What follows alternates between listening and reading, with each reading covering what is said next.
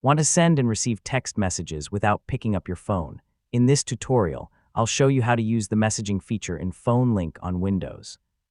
We'll make sure your phone is connected, sync your messages, and send your first text directly from your computer. So let's get started.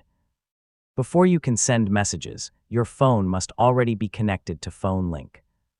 If you haven't linked your device yet, complete the PhoneLink setup process first, then return to the Messages section. When you connect your phone, PhoneLink will ask for permission to access your text messages. Make sure you allow message access on your phone.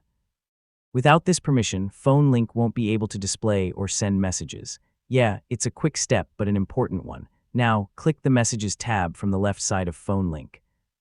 After a few moments, your recent conversations will appear automatically. Select any conversation to continue chatting or start a new one. To send a new text, click New Message.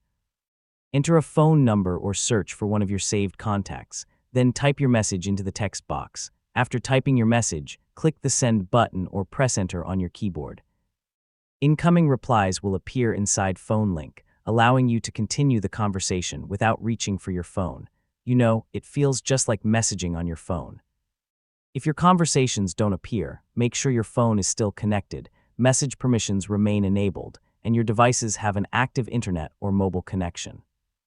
I mean, if needed, simply refresh PhoneLink or reconnect your phone, and that's how to send text messages with PhoneLink on Windows. Once your phone is connected, keeping up with conversations becomes much easier while you're working on your computer. Thanks for watching. Don't forget to subscribe for more Windows tutorials and helpful tech guides, and I'll see you in the next video.